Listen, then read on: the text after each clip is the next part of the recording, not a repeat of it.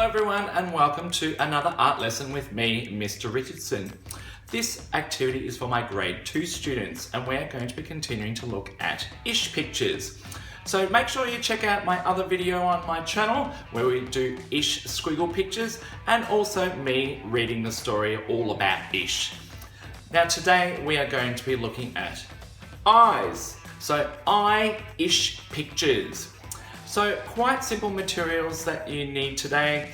A piece of paper, one just to do a bit of sketching on, to have a bit of a practice, and then another one to also do your good-ish picture. Well, your good-ish picture. And you'll also need a grey lead pencil plus something to colour in with. It can be pencils, textures, pastels, or paints, your choice. Whatever you've got at home and whatever your heart desires. So, grab your stuff and let's get started. Okay, so I'm sure that everyone has a different way of drawing eyes when they're drawing people or drawing animals, whether it's a simple circle with a dot in it or something that's a little bit more complicated. I'm just going to quickly teach you about the different parts of an eye, and that might help you out when you have practice on drawing all sorts of different eyes. So we have got the general outside of the eye, which has got the upper eyelid and the lower eyelid here, which is, you can see by the edge of the creases there, that where the eyelid sort of folds back. And then you've got your eyelashes along the bottom. There's usually more along the top. The top ones are usually a bit longer. The little corner pink part in the corner here in the eye is called the tear duct. So of course where all the tears come out. And the white parts of your eye is called the sclera. A little bit tricky to say. In the very, very center is the black circle called the pupil. And then the colored part around the outside is the iris. And then there is a clear lens that helps us to see, which is called the cornea. So we see through the cornea and through the pupil as well. And the pupil changes in size according to how light or dark it is. So if it is really bright sunshiny day, the pupil is quite small because, well, there's plenty of light shining on objects. So we don't want to let too much light into the pupil. So it stays small. But when it's nighttime and it might be a bit darker, it's a bit hard to see things, so the pupil opens up and is larger, and you'll notice that it fills up more space in this coloured iris part here. And when it's darker and the pupil's larger, it lets more light in. So if you have a look in the mirror at nighttime, it's kind of dark, there's not too many lights on, you might notice that the pupils of your eyes are a little bit bigger than normal, and then during a sunshiny day, the pupil will be smaller. So we've got all those parts there, the eyelids, the lashes, the iris, the pupil, and of course there's the eyebrows that will sit up the top also. So we're going to have a bit of a practice of drawing some different eyes. So you might be, as I mentioned before, you might be used to just drawing a cartoon eye, circle with a dot in it, more realistic eyes, almond shape, so like the nut, so the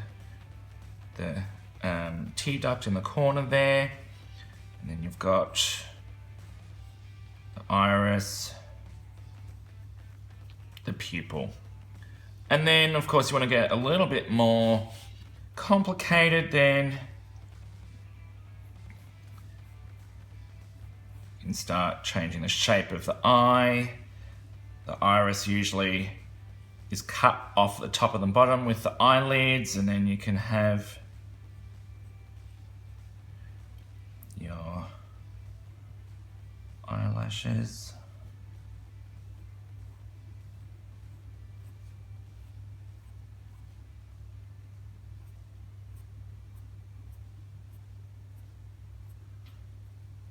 And you got pupil, tear duct, you got your eyelid underneath.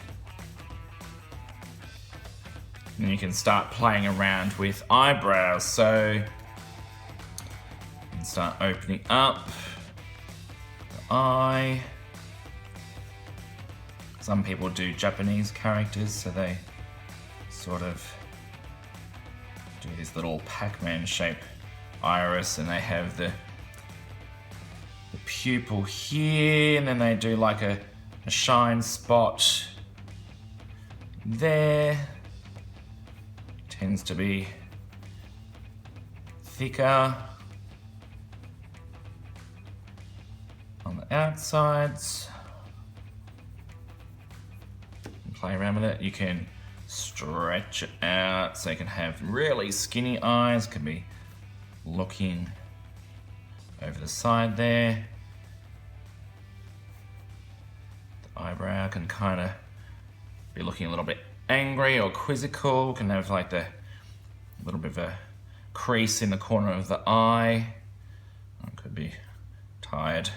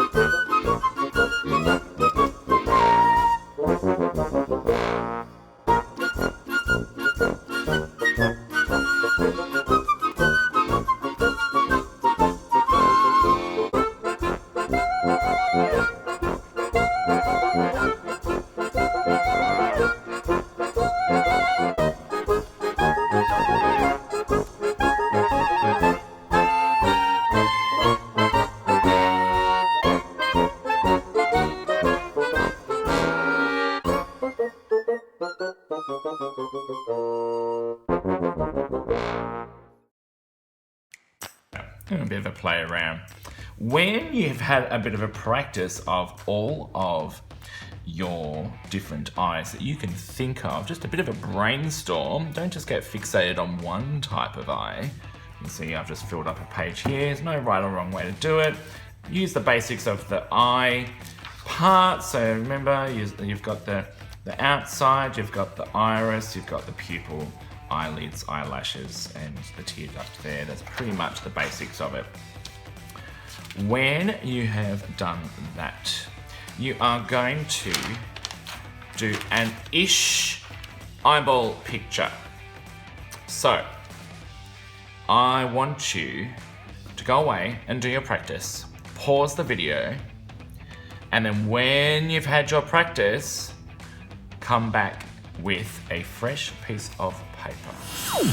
Now, thinking about one of the eyeballs that you drew. You're going to do an ish eyeball. This is not about making it perfect, but you've had a bit of a practice, so use one of your ideas just to put it on your page.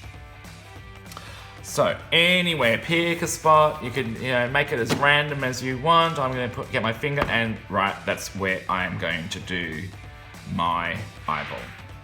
Okay, random eye on my page. I don't know what it's going to turn into yet, but this is where you use your ish thinking skills and turn your eyeball into a character or creature. So a character could be a cartoon character, a boy or girl, a monster, a Martian, a robot, whatever you want, or an animal or a made-up thing. Have a think and turn your ish eyeball into an ish picture. You ready? Set, go. Okay, so I have turned my ish eyeball into kind of like an manga character, so like a Japanese cartoon character with the big open eyes the shaggy hair there. It's a really close-up picture. You can turn it into absolutely anything you want. You could turn it into an 8-eyed monster, you could turn it into a 1-eyed octopus. The imagination is completely up to you and what you turn your eyeball into. Once you have drawn what your ish character or ish creature is going to be, then choose your medium or what you're going to use to colour it in. So I'm going to do that. I'm going to use watercolour paints because I love using watercolour paints, and the magic colours it in. And there is my painted eyeball-ish picture, which I turned into a cartoon character. Now, of course, I had a few ish moments there where I felt like I needed to get it perfect, and when I was painting, I kept trying to blend the pink, the skin tone, and the white, and I kept on getting green, so my nose turned green. Like, it's not perfect! But it is a cartoon character-ish. I think it looks alright in the end, and I just learned to relax and not worry about it too much if things weren't exactly perfect, because hey, it is. You can see that looks like the top of someone's head, right? Kind of like someone staring directly into the camera really closely. And here is my finished-ish picture. Can't wait to see what you come up with your ish eyeball pictures. Come up with lots of different crazy eyes.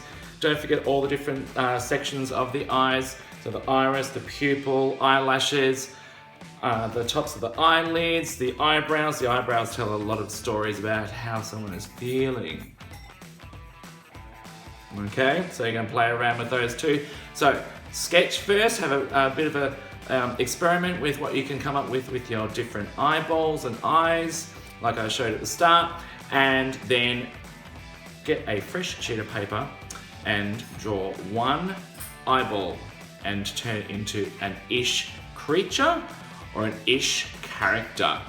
You've got two different options there, and of course you can colour your ish creature or character however you want at the end.